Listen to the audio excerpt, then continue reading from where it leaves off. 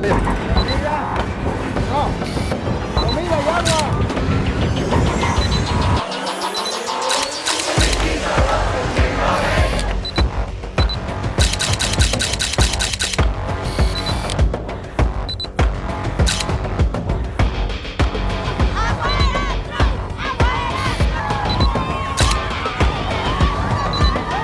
El muro urbano como símbolo.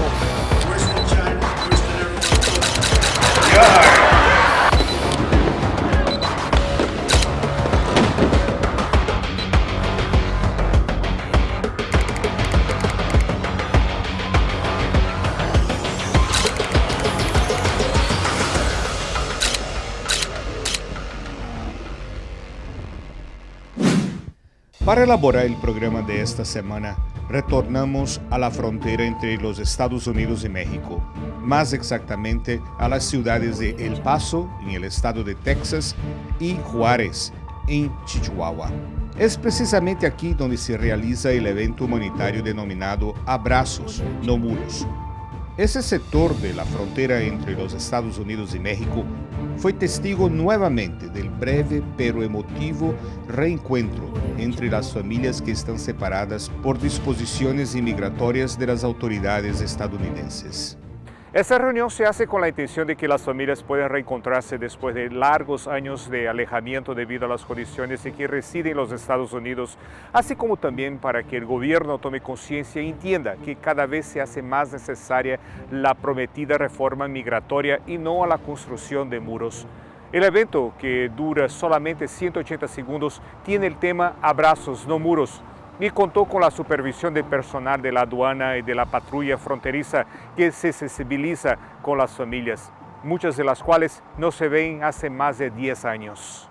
Este es el quinto encuentro de este tipo, el segundo bajo la administración Trump, y es la primera vez que no se realiza en las orillas del Río Bravo, que divide ambos países. En esta ocasión, el escenario fue un sector del muro fronterizo, lo que dificultó el contacto tan esperado por las familias, aumentando aún más la desesperación de los que solo anhelan abrazarse por algunos minutos. El encuentro fue creado por la organización no gubernamental Red Fronteriza por los Derechos Humanos, cuya sede visitamos para conversar con su director ejecutivo, Fernando García. La Red Fronteriza por los Derechos Humanos, Border Network for Human Rights, nació en 1998, en el contexto de lo que era una intensa clima de violación de abusos, especialmente de agentes de la patrulla fronteriza y de agentes migratorios. En aquel tiempo escuchábamos reportes en la comunidad fronteriza, aquí en El Paso, Nuevo México, de entradas ilegales a casas por parte de agentes, el uso del perfil racial al aplicar la ley, detenciones arbitrarias, desde esto hasta tiroteos contra migrantes y asesinatos. Entonces, de ese trabajo, de esa situación preocupante de derechos humanos, es como se empieza a integrar la idea de la Red Fronteriza por los Derechos Humanos con dos propósitos. El primero es documentar ese tipo de violaciones y hacer las denuncias públicas en términos de los mecanismos correspondientes, y segundo, organizar a las comunidades fronterizas y migrantes para que aprendieran a defender sus derechos, especialmente los derechos garantizados en la Constitución de los Estados Unidos. Entonces, esos dos componentes, la documentación de abusos y la educación de los derechos humanos, fue lo que hizo integrarse a la Red Fronteriza hace casi 20 años. La retórica de Trump contra los inmigrantes ha provocado temor entre los jóvenes y sus familias. Este encuentro está sucediéndose en medio de un debate nacional. Por un lado, el debate de los Dreamers y los jóvenes migrantes que han quedado desprotegidos ante la decisión de Trump de eliminar el programa de DACA. Y el otro contexto es la persecución de migrantes, la deportación de ellos. Eso ha creado una situación de pánico, miedo terrible, pero sobre todo de deportación, de familias que terminan siendo separadas y sus miembros deportados. En ese contexto, es donde estamos organizando estos encuentros. Estamos hablando de personas no solo deportadas, muchas de ellas enfermas, que sabes que nuestra demanda central a lo inmediato ahorita es lo que le llamamos el Dream Act o la Acta Sueños, que le provea un camino de inserción y residencia a los jóvenes migrantes. No solo los que estaban en DACA, sino hay muchos que quedaron fuera de DACA que son soñadores también. Entonces, esa es nuestra demanda central, que sea pasada por el Congreso a lo inmediato. Esa demanda, la posibilidad de ellos, en realidad es muy difícil ahorita. Ya se pasó un momento que era importante, que era por haber introducido una resolución a favor de los Dreamers en la reforma fiscal. No sucedió.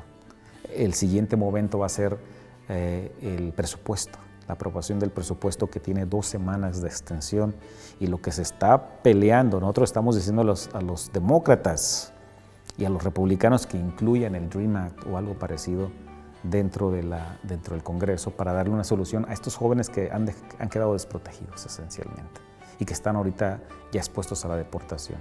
Hoy día hay cerca de 11,000 jóvenes que ya quedaron fuera de estatus legal, expuestos a la deportación, y cada día que pasa, más jóvenes estarán perdiendo su estatus porque sus permisos se van a ir venciendo. Entonces es urgente actuar, porque si no vamos a ver una deportación masiva de jóvenes migrantes, y eso es lo que nos preocupa. Entonces tenemos 2 semanas para saber si pasa en el Congreso, especialmente en la discusión del presupuesto. ¿Y si no pasa? Estamos ya hablando del siguiente año, y el siguiente año ya estamos hablando de un año electoral. Y en año electoral, ya cuando empiezan las campañas, es muy difícil. Vamos a seguir nosotros empujando, pero es muy difícil sacar una reforma migratoria o algo para los Dreamers en esas condiciones. Nosotros vamos a seguir evidentemente luchando. Vamos a seguir haciendo caravanas, protestas, reencuentros, etc. Pero creo que si no se aprovecha esta oportunidad de meterlo en el presupuesto, realmente parte de nuestra lucha va a ser esperar la renovación del Congreso en las elecciones del 2018, pensando que va a haber congresistas más sensibles, pensando que va a haber una reacción de las comunidades, no solo migrantes, sino de negras, asiáticas, minoritarias, ante toda la agresión que han sufrido por parte de Trump y los republicanos. Quizás eso pueda hacer cambiar el Congreso y pueda tener un Congreso que pueda realmente avanzar una reforma no solo para los Dreamers, sino para los 11 millones de personas. Anaeli es una de las soñadoras que espera una decisión favorable por parte del Congreso, la que, de no producirse en el transcurso de este mes, podría costarle también su deportación a México, país que no conoce. Sabíamos el riesgo, sabíamos que era temporal y esperábamos que en los años que pasaron, que algo pasara, ¿verdad? Que otra resolución pasara, que no llegáramos a los extremos a los que estamos ahorita, que si no resuelven algo para finales de diciembre, se nos está cerrando la puerta, ¿verdad? Y si no pasa nada para marzo, muchos más van a estar en mi situación. El día anterior al evento en la frontera es de especial nerviosismo para las personas que van a participar. Me ha tocado coordinar el abrazo de, creo que llevamos como cerca de 1,000 familias que hemos podido unificar en el río, o sea, por un momento. Y en general lo más dramático es no poder tener más tiempo para ellas, porque son tantas familias y tenemos tan poquito tiempo. De hecho tenemos mediodía, tomamos mediodía para hacerlo, pero pasan familias tras familias tras familias, porque no pueden pasar todos al mismo tiempo. Y lo dramático es ver cómo padres e hijos que no se han visto, ver cómo llegan y simplemente no pueden hablar y estar realmente en una situación así de crisis, pero también de catarsis, en donde no han visto a sus padres, a sus madres, no los han podido tocar, o a esposos que no se han podido ver. Eso es devastador. Eso no sé qué sistema pueda resistir separar familias de ese tipo y de esa forma. Entonces, en general, cada vez que lo hacemos nos cuesta emocionalmente hacerlo. La respuesta más complicada para ellos es que en realidad hemos entrado en en una interacción de largo plazo con la patrulla fronteriza desde hace 15 años en esta región. Hemos estado en un diálogo y tensión, diálogo y presión ante las situaciones que están sucediendo en nuestras comunidades. Pero el resultado de este diálogo ha sido que la patrulla fronteriza ha sido más sensible en esta región, no estoy hablando del resto de la frontera ni del país, más sensible ante la necesidad de las familias, pero también creo yo, que rinde cuentas ante esta comunidad. Entonces, ellos saben que la Red Fronteriza es una organización seria, que nuestro interés no es que hacer quedar mal a la patrulla fronteriza, pero sobre todo que ellos vean que esta es una acción humanitaria, en donde las familias se van a juntar y se van a ver. Es simplemente eso. Ahora, no se pregunta el estatus legal. Nosotros no preguntamos el estatus legal de absolutamente nadie, y les decimos a la patrulla fronteriza: vamos a hacer este evento, va a ser de este tipo, y lo que les pedimos es que dejen que suceda. Entonces, ha sido muy exitoso ese evento. Ellos no han intervenido, no hemos tenido un solo incidente con la patrulla fronteriza. Gente que va a estar de este lado, algunos son ciudadanos, pero otros tienen un estatus legal así provisional, y otros quizás no tienen ningún estatus, ¿verdad? Sería terrible que, no sé, que se pusieran a cuestionar 200 personas, dentro de ellos ciudadanos, dentro de ellos residentes, no respetando precisamente sus derechos. Entonces, yo creo que nosotros no les estamos diciendo a ellos que las familias que van a ir son indocumentadas, desde luego, porque nosotros no lo sabemos. Lo que sabemos es que muchos de ellos no pueden viajar a México. Aunque tengas un permiso de trabajo estando aquí, temporal, eso no te permite viajar a México. Entonces, muchas de ellos están en categorías de ese tipo. Otras que no puedes viajar porque no tienes dinero. Pero mira, este es un evento sobre todo comunitario y ante todo político, te lo voy a decir así, en el sentido de que el mensaje que se manda es de que las familias están siendo separadas por una política agresiva en contra de los migrantes, que mientras en Washington están hablando de los migrantes como criminales, mientras están hablando de construir muros, la consecuencia real de eso es la separación de la unidad familiar latina. Niños separados de sus papás, esposos separados, gente que no es criminal, que viene a buscar una vida mejor, que viene a darle algo mejor a sus hijos. Esa unidad familiar, esa esperanza está siendo reventada y destruida. Entonces, para nosotros estos eventos, ante todo, es llamar la atención en el daño que están creando estas políticas migratorias, y sobre todo que vean a la gente, que vean a los niños, que no están hablando de gente que es criminal, gente que trabaja, que estudia, que da todo, y que ese es el impacto que está teniendo esta política migratoria. Una de las familias que estará presente es la de Rodolfo García, quien después de 7 años se reencontrará con su madre, que vive a solo 13 millas de distancia, y se fuera en línea recta unas 3 millas. Rodolfo, que llegó hace 10 años a Texas, no está debidamente documentado, y si cruza para México, no podrá regresar. Él, su esposa y su hija mayor aún no tienen los papeles para vivir con sus otros 3 hijos que nacieron en los Estados Unidos. Nosotros nos venimos para acá en el 2010, de Juárez. Me despidieron de mi trabajo y nos vinimos para acá con una hermana de mi señora y mi concuño. Y aquí fue cuando empecé a trabajar. Y tu familia se quedó para atrás, tu mamá se quedó para atrás. Sí. Entonces estamos hablando de 7 años. Sí. ¿Qué dice tu mamá? O sea, tanto tiempo sin verte. Sí, pues se deprime y ya he intentado varias veces arreglar la visa, no se la han dado. Ya van como 3 veces que va y no se la dan. Y pues se deprime más cuando va y se la niegan. Y ahí está Jimena, que es tu hija mayor, ¿no? Sí. Hola Jimena. Hola. Tú también vas a ver a tu abuelita. Sí. ¿Hace cuánto tiempo que no ves a tu abuela? 5 años. 5 años. Hace mucho, era bien chiquitica. Sí. Están tan cerquita, ¿verdad? Sí. Y una línea recta de aquí a casa de tu mamá, ¿cuánto sería de distancia? Yo creo unos 3 kilómetros. Y hace 7 años que no la puede ver. Todo por una cuestión de política inmigratoria. Sí, yo sé. ¿Qué tú crees de todo eso? Pues que a lo mejor está un poquito mal, ¿no? Como yo creo hay muchas familias que tienen muchos más años de no verse. De la casa de Rodolfo, en El Paso, Texas, cruzamos la frontera y fuimos a visitar a su madre, doña Yolanda. Demoramos exactos 22 minutos entre la casa de Rodolfo y la de doña Yolanda. Tan cerca y tan lejos al mismo tiempo. Buenas tardes. Hola, ¿usted es la mamá de Rodolfo? Yo soy la mamá de Rodolfo. Adelante, pásale, está en su casa. Gracias. Ella es madre de 4 hijos y abuela de 17 nietos, y con todos los lazos que la prende a México no puede cruzar para los Estados Unidos porque no les dan la visa. Yo ya no pude cruzar para allá porque hace 8 años se me venció mi visa y fue a renovarla y me la negaron. Es muy triste para mí, o sea, estar tan cerca de mi hijo y no poder verlo. Estoy muy emocionada.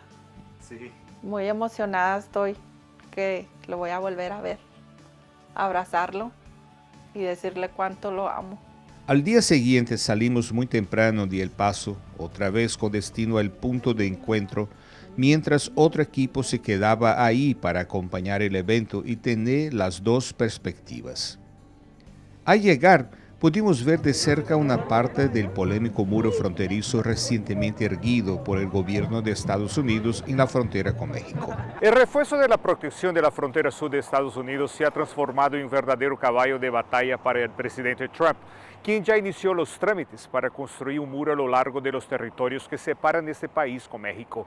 Esta es una de las formas encontradas por el jefe de Estado para dificultar la entrada de quien quiera que sea a los Estados Unidos.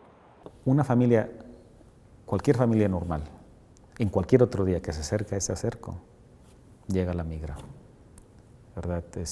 Y no podrían hacerlo. O sea, vamos a utilizar la presencia de la red, digamos, que vamos a estar haciendo esto para permitir que las familias se acerquen y puedan tocarse y verse. De otra forma, es muy difícil. De hecho, no se atreven, nadie se atrevería a acercarse al cerco fronterizo porque tú vistes que hay cámaras, hay patrulleros en los ves en todos lados.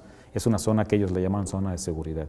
Entonces, eso no lo hace. Nadie en ninguna comunidad va y se acerca al cerco ahorita porque sabe que ahí está.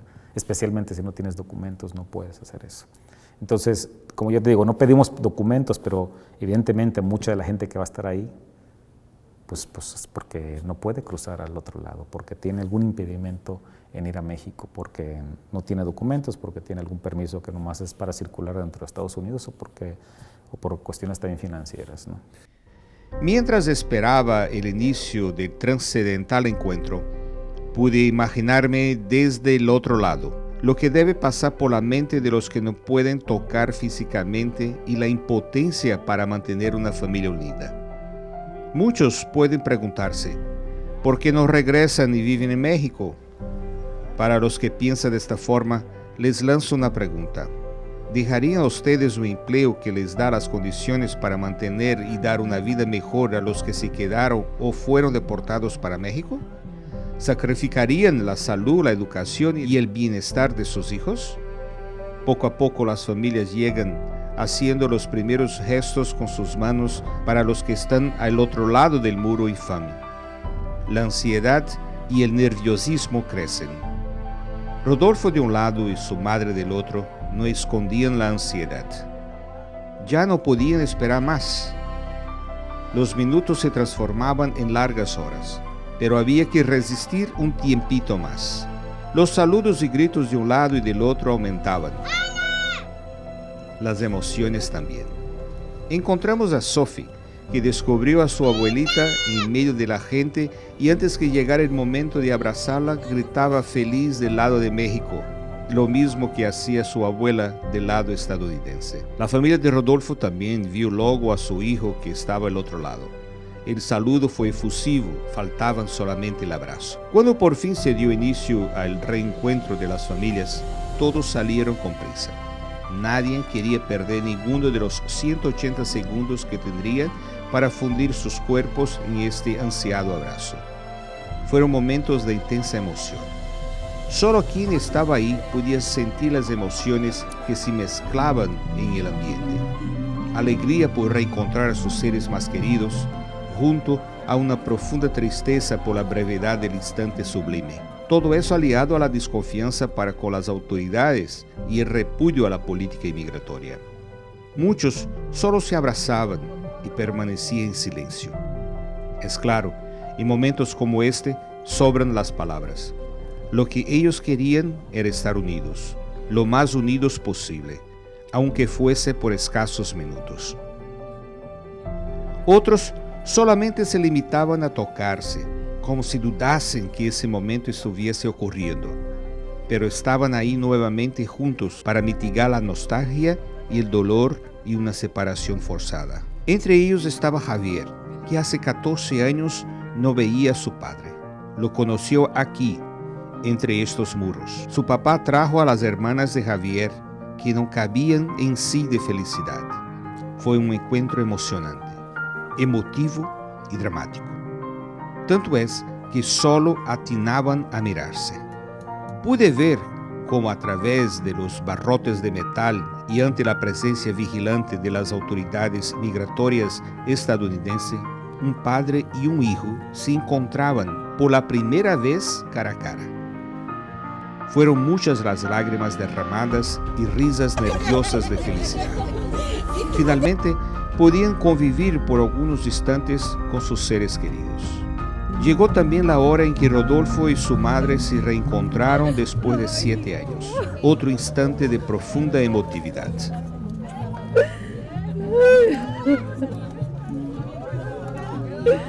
Ay, hijo, te amo, te extraño tanto, hijo. Ay, hijo. Dios te cuida.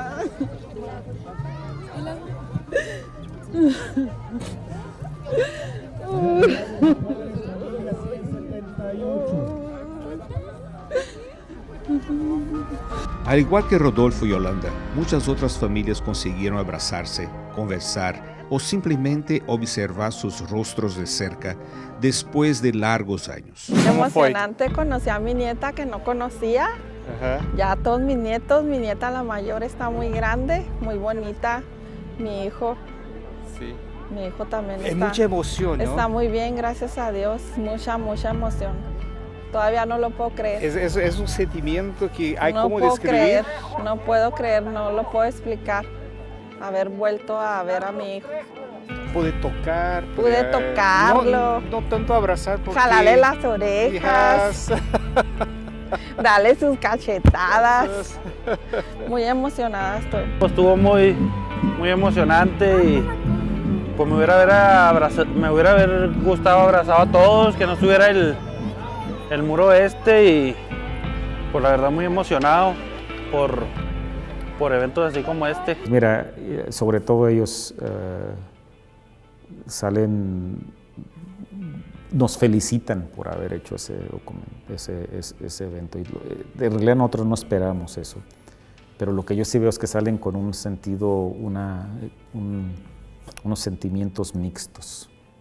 Es lo que sí me ha tocado ver. Uno es, sí, qué bueno que pude ver a mi familiar, que no he visto hace mucho tiempo.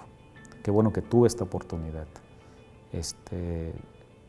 En todo caso dicen, bueno, pues hubiera sido un poco más de tiempo, evidentemente. Pero lo que les pesa es regresar a la realidad de la separación permanente y constante. Decir, bueno, ya lo vi, pero hoy, ¿cuál es la solución ante esto?